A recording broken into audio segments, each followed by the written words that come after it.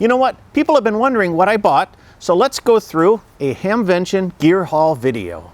I was recently at the Dayton Hamvention, and a lot of people have asked me, well, what did you pick up at Hamvention 2024? So I thought I'd just do a quick video where I spread everything out and show you everything I bought. We're going to kind of go from the least expensive to the most.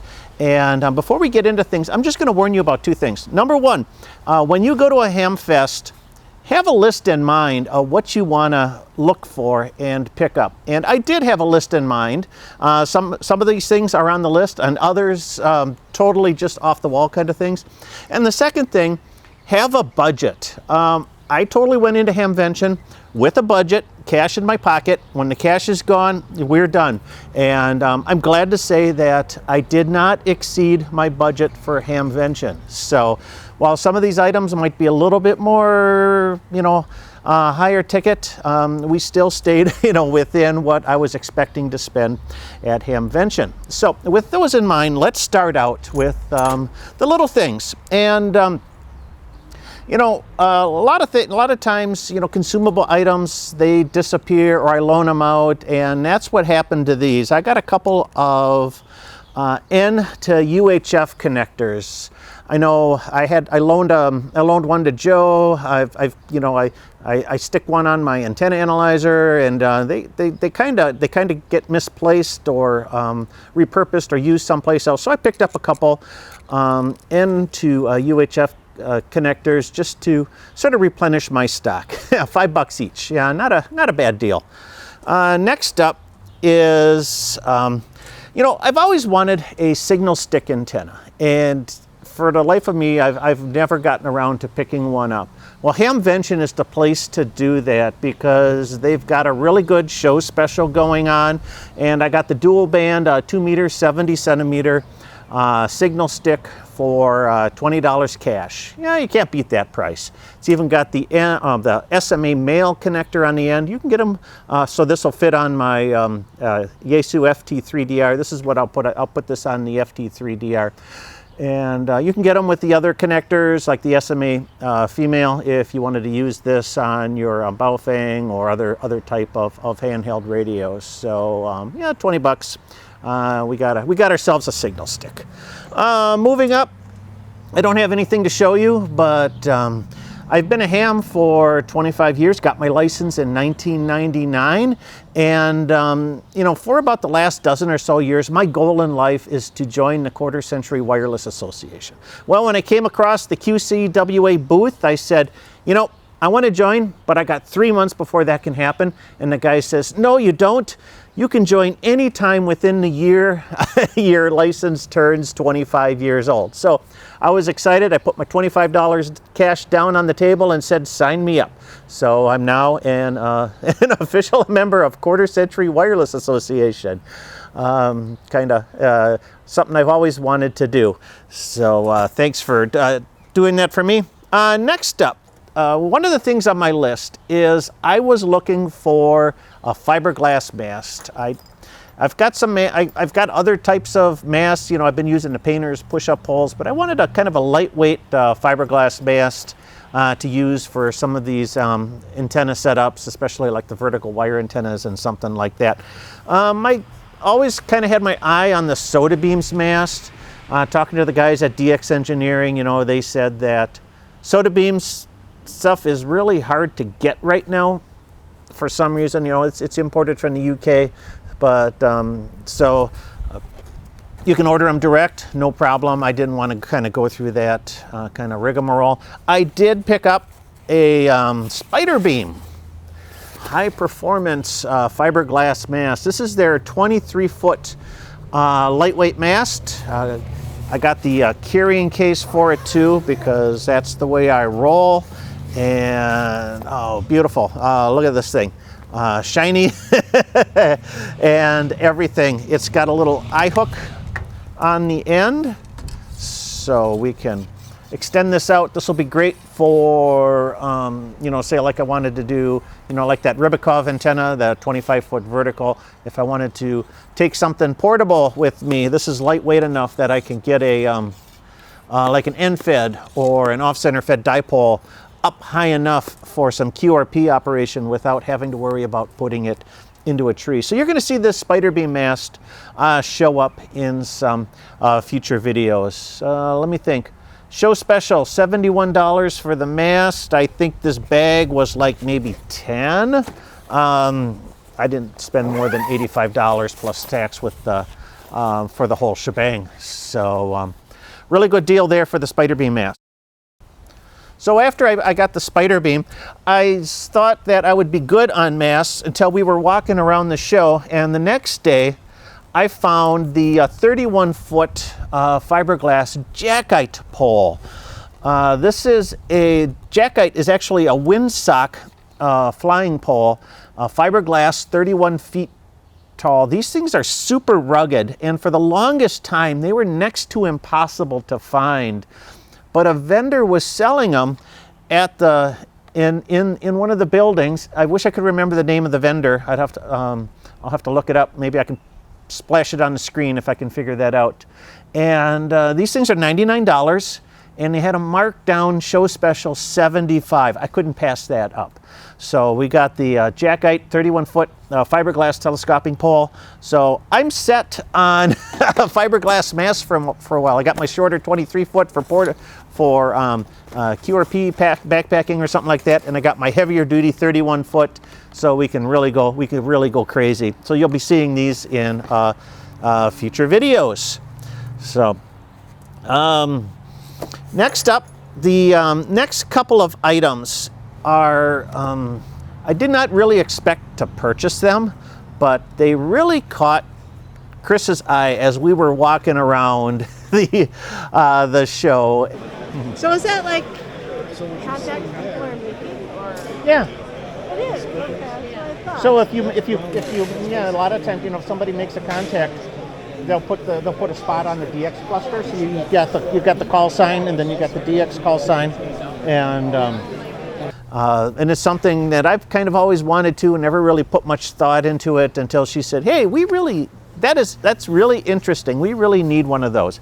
And the first item, it was something that we found in the DX engineering booth, and it's the Geocon Atlas 4K, the Geocon Atlas 4K.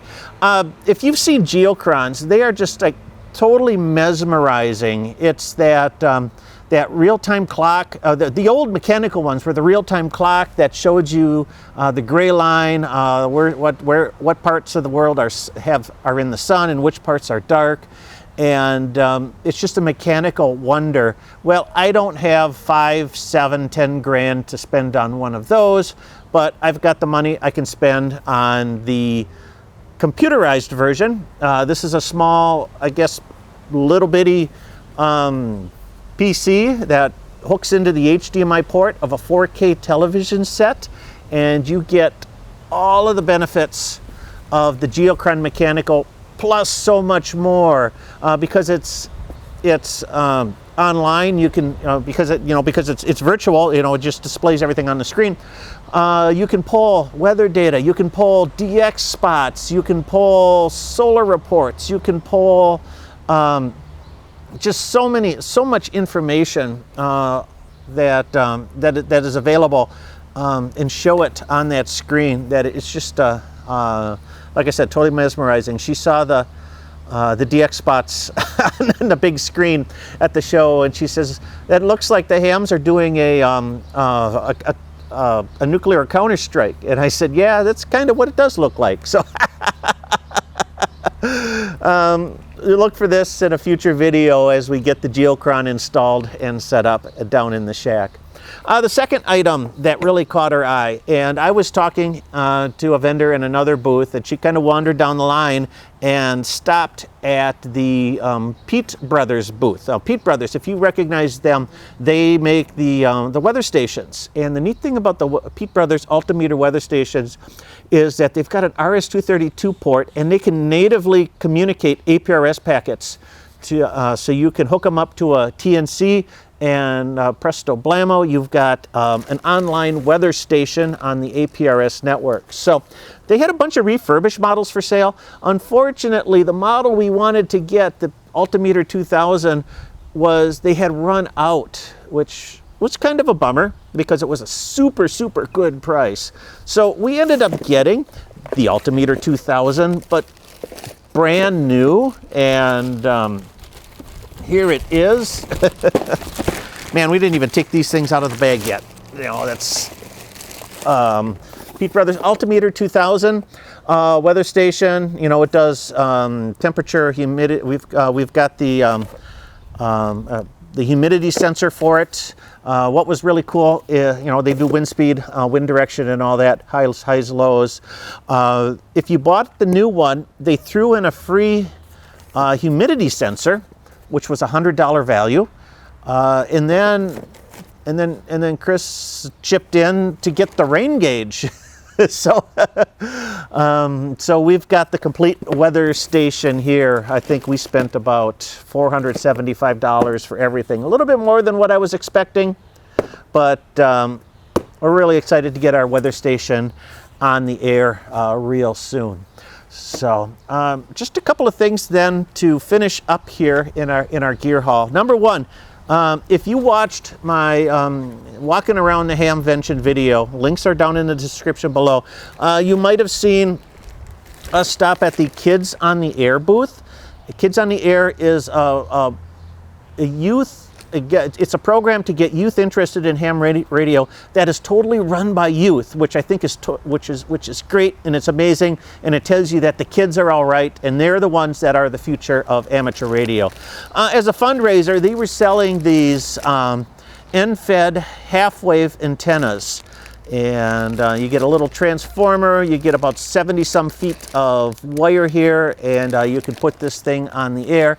I bought one of those from their fundraiser, and we're gonna give this away on our next live stream. So watch the June live stream.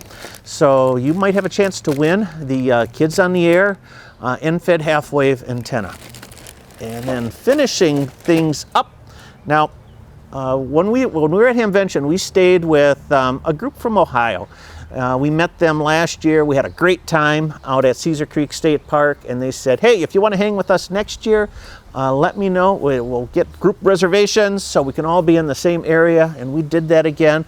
And one of the guys, Mike, WB8 ERJ, did a thing.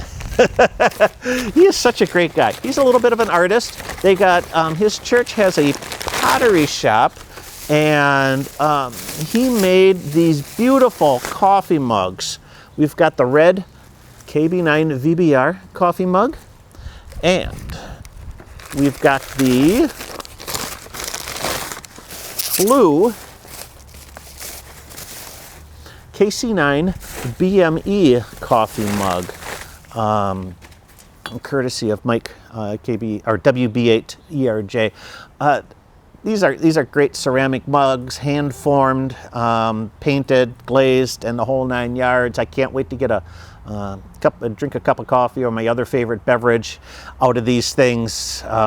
Really excited to and thankful that Mike took the time to make these. So thank you, Mike. This has really been this is a thrill. This is an honor to get something like this. So thank you so much. So that is our Hamvention gear haul for this year. Like I said, I stayed within my budget, so which is a good thing. I got some great stuff that you're going to see in future videos, so I'm excited to share that in the coming weeks and months.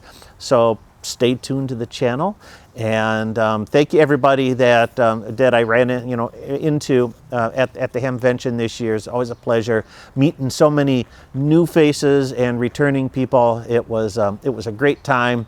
Had a blast, and we're excited to head back next year. So thanks. Did you get any great stuff at Hamvention this year? Let me know in the comments down below. I'd like to hear what other people's gear hauls are. So with that, I'm Michael, KB9VBR. You have a great day, and 7-3.